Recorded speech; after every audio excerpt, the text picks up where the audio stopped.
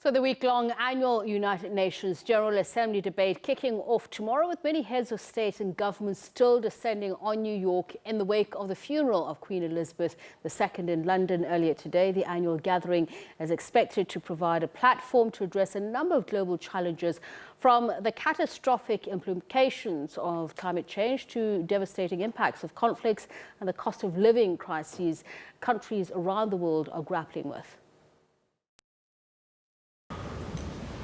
Over 100 heads of state and government will make the trip to the UN's flagship event this year, albeit a bit delayed because of events in London on Monday. That does little to dilute the pressing challenges those leaders must grapple with when they eventually arrive here. The General Assembly is meeting at a time of great peril. Geostrategic divides are the widest they have been since at least the Cold War. And they are paralyzing the global response to the dramatic challenges we face. Our world is blighted by war, battered by climate chaos, scared by hate, and shamed by poverty, hunger, and inequality. He again reiterated his call for solidarity and cooperation, appeals made time and again that often fall on deaf ears in a world distracted by the multitude of challenges it faces. The solidarity envisioned in the United Nations Charter is being devoured by the acids of nationalism and self-interest, by a shocking disregard for the poorest and most vulnerable in our world, by politicians who play to people's worst instincts for partisan gain, by prejudice, discrimination, misinformation and hate speech that pit people against one another, and by a global financial system that penalizes those with the least, by fossil fuel corporations killing the planet to rake in the most. Key issues on the agenda this week include a summit on transforming education in response to the global crisis in learning laid bare by the COVID-19 pandemic, the general debate, a replenishment conference for the Global Fund to fight AIDS, tuberculosis and malaria, seeking to reach $18 billion, a plenary on the elimination of nuclear weapons, a ministerial meeting on Ukraine in the Security Council, and a jointly convened US, AU, EU Food Security Summit. What we're hoping to do is really bring the world together to address all of the issues related to food insecurity. So it's bringing both the South as well as countries, developing countries and donor countries together in the room to address these issues and how we move forward. As the UN seeks to expand funding for lower and middle income countries where some 700 million children remain out of school. Piecemeal change, no longer an option. It's a once-in-a-generation opportunity for us to radically transform education, making it fit for purpose. The international community coming together to reverse the slide on the progress of SDG 4 and to begin to sow the seeds for a much deeper transformation of learning. During a period where wedge issues from Ukraine to vaccine inequity, climate financing and Security Council reform will also feature prominently. The mural behind me by Brazilian artist Eduardo Cobra will welcome delegates to this year's meetings, a colourful display about climate change and our stewardship of the planet, raising questions about what kind of world we will be leaving for future generations. And as the UN Secretary General has said, this year's general debate must be about hope and overcoming divisions that have so dramatically impacted our world. Sherwin Bryce-Pease, SABC News, New York. All right, let's go back now to my colleague Sherwin to preview the beginning of this geopolitical relay. Our correspondent at the United Nations, Sherwin Bryce-Pease, as you've just seen, joins us now. Sherwin, a very good evening to you, and obviously a very busy week ahead for you. This is known as the busiest diplomatic week, often at the United Nations, in fact globally, as we shift attention away from London to New York. Yeah, we call it a relay, Tsepiso, right? But the point of a relay is also to get the runners to the starting blocks. And we've got a lot of incoming traffic. You know, one wonders who the UN representative to air traffic control is in New York, because so many aircraft carrying presidents and prime ministers will be arriving from London tonight, early tomorrow morning. One, though, the presidential aircraft called Nkwazi is on its way back to South Africa. Of course, President Ramaphosa cancelling his return to the United States to head home, of course, to deal and grapple with the severe power cuts that are being experienced there. So once everybody arrives, a full itinerary, one imagines, so many different issues. The education summit is currently underway. Tomorrow the general debate will kick off, but there'll be a change in format. For example, you know, traditionally here, the United States president as host country always speaks second after Brazil, but President Biden, of course, also now incoming from London, has changed his schedule and will now only address that general debate on Wednesday, we understand. So the EU-US-AU Food Summit, which he was due to host tomorrow, will be chaired now by Secretary of State Antony Blinken. There is a Security Council meeting on Ukraine on Thursday, a ministerial debate. And really one gets a sense now that we're moving away from just a conflict, but really discussions about how we can end this conflict. That's certainly what emanated out of President Ramaphosa's trip to Washington, D.C. on Friday when he met with Joe Biden at the White House. There is also a high-level event on ending COVID-19. There's a lot of talk now. You saw that Dr. Tedros Adhanom Ghebreyesus, the WHO Director General, talking about the end being in sight. What does that end look like, right? You have countries like South Africa and India still pushing for the WTO TRIPS waiver on things like diagnostics and therapeutics, having won the waiver in terms of vaccines. So that's an ongoing discussion. There's also talk about a replenishment to the Global Fund to fight AIDS, tuberculosis and malaria. They want to raise some $18 billion, but because the world is so distracted with so many intractable conflicts and challenges around the world, fundraising for such humanitarian causes has been a difficult lift. There's the question of climate financing. There's a lot of talk around trade and supply chains that have been disrupted by COVID-19. How do we bring those back online? And then issues like, you know, domestic issues like what they're now calling gender apartheid in places like Afghanistan. Afghanistan is the only country in the world where girls are not allowed to attend high school. So a number of issues. But I think what you're going to hear from the Secretary General when he opens that general debate is the greatest need since the Cold War, Tsepiso, for things like dialogue, for things like cooperation, for things like solidarity. There is a deficit on these issues in terms of how the world comes together in these multilateral fora to solve the intractable issues of our time. This was Antonio Guterres speaking earlier. Watch. The geopolitical divisions that we are witnessing today are terrible when the world is facing climate change, when the world is facing the perspective of other pandemics and the COVID has not yet been solved, when the world is facing high levels of inequality between developed countries and developing countries, and huge inequality inside countries, when the world needs to really turn around in all these aspects, we need unity, we need cooperation, we need dialogue, and the present geopolitical divides are not allowing it to happen. We need to change course. And so you'll hear more about that when he opens the general debate tomorrow. In previous iterations of that speech, Tsepiso, he's talked about how we're on the edge of the abyss, that the world is in peril. And not much has changed since he gave the last speech here a year ago. So really trying to infuse this gathering with some momentum towards things like dialogue, cooperation, and of course, solidarity. And I suppose, Sherwin, that's what also makes the theme very interesting, a watershed moment, transformative solutions to interlocking challenges. And as you were saying earlier on, so it seems like the conversation is moving away from food insecurity now to the cost of energy.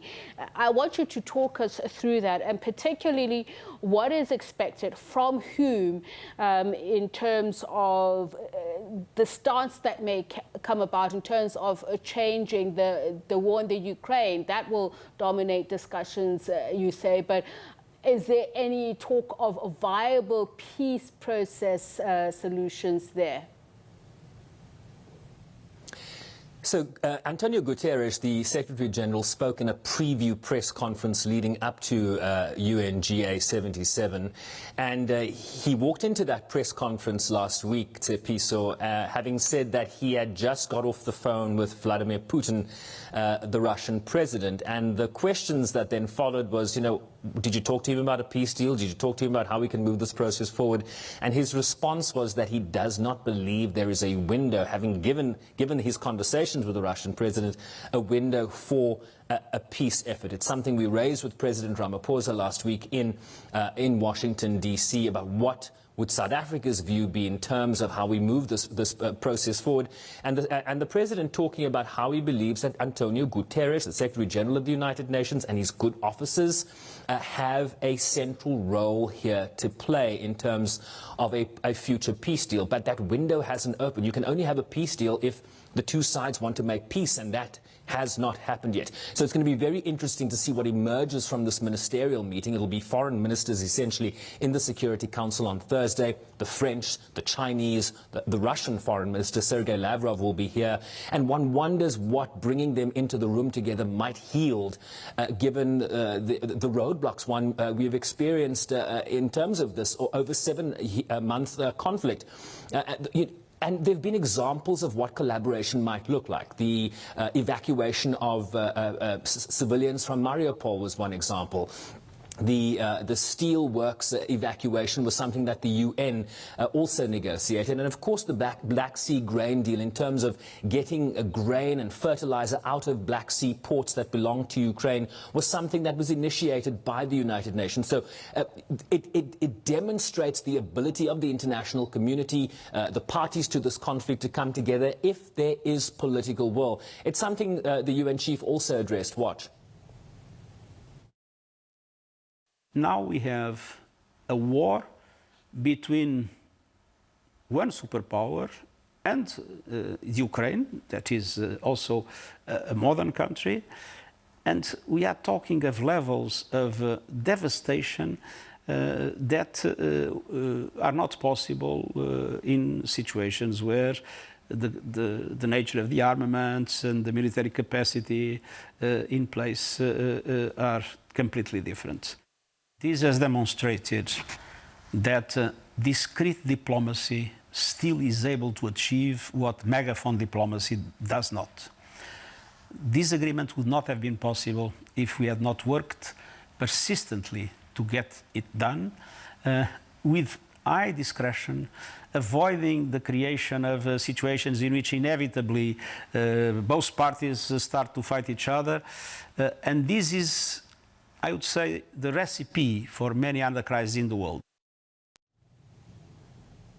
And Tsepiso, the only way you solve the energy deficit that countries are experiencing, the high energy costs, the only way you solve the food and fertilizer crisis that is affecting some of the poorest regions of the world, is if the conflict stops. So I think you're seeing a greater deal of frustration from various leaders around the world. You saw the comments from the Prime Minister of India sitting alongside Vladimir Putin in Uzbekistan this week, saying that this is not a time for war. This is not a time for conflict. The world's focus needs to be on the Sustainable Development Goals. This morning we celebrated the SDG moment, the Sustainable Development Goals moment, that really seeks to galvanize a momentum here towards implementing the 17 SDG goals by the 2030 deadline. And if you look at the various data reports that the UN releases regularly, countries are lagging on all the goals, be that ending poverty, ending hunger, quality education, improving the quality of public health around the world, climate adaptation, and the list goes on. We are lagging in terms of that blueprint that seeks to build a sustainable future for all of us around the world. And conflicts don't help that. And given the frustration, I think, that so many countries and regions around the world are feeling in terms of the energy deficit, in terms of the rising food prices, in addition to the cost of living today, right? Inflation is a huge issue around the world. You cannot be distracted by wars anymore. And I think that is going to be a central theme that you're going to hear from Antonio Guterres and many other leaders when they address the General Assembly starting tomorrow. Another big topic, Sherwin, and has been for a very long time, particularly in terms of African leaders and their interest there, and that is of transformation of the UN, particularly Security Council reform. It's an ongoing conversation, and I believe the US, through its representative, has said something about it. The US ambassador there has given some indication of what their stance will be. How's this posture being received? Yeah, I'm glad you raised that. Linda Thomas-Greenfield, the U.S. ambassador to the United Nations, was speaking in San Francisco about 10 days ago. She was previewing their agenda for this year's UN General Assembly. And I want to read you what she said. She said, "We will advance efforts to reform the UN Security Council." She was leading with this. You know, it's generally developing countries that raise this issue, but she's a member of the P5 in the Security Council. You don't often hear much from them in terms of Security Council reform, because it is essentially those veto-wielding members that would have to give up some of their power were the current iteration of the Council to be reformed, right? She says the Security Council should also better reflect the current global realities and incorporate more geographically diverse perspectives, something South Africa has been calling on and many other developing countries for years. We should not defend an unsustainable and outdated status quo. So we were like, my goodness, this is a big move from the United States. What does this mean? And analysts tell us, you know, you've got to question what the motives are here. Is it to embarrass Russia, for example? Is it to embarrass China, that also have not been in favor necessarily of pushing these intergovernmental negotiations that started as far back as 2009 and have hardly moved an inch on the substance? We still don't have text-based negotiations. And text-based negotiations in a multilateral fora are key, because that takes you closer to a conclusion. If you don't have text-based negotiations, you can't then make amendments, you can't change the language. And so talking endlessly for over a decade really hasn't moved the needle forward. This is what Linda Thomas-Greenfield asked when she was pushed on what the US really means here. She said something about how President Biden might raise this in his speech in the GA. This is Linda Thomas-Greenfield. Let's watch. What I spoke about in New York and here today is sort of the start of that discussion.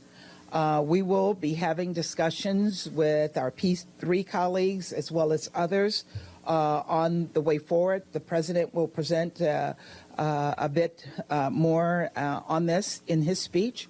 The Secretary Blinken will also be engaging this week on the commitments we've made and how we see the process moving forward. And we will have further discussions with other member states on how we can just move the needle on this so that we can make some progress on UN reform and Security Council reform.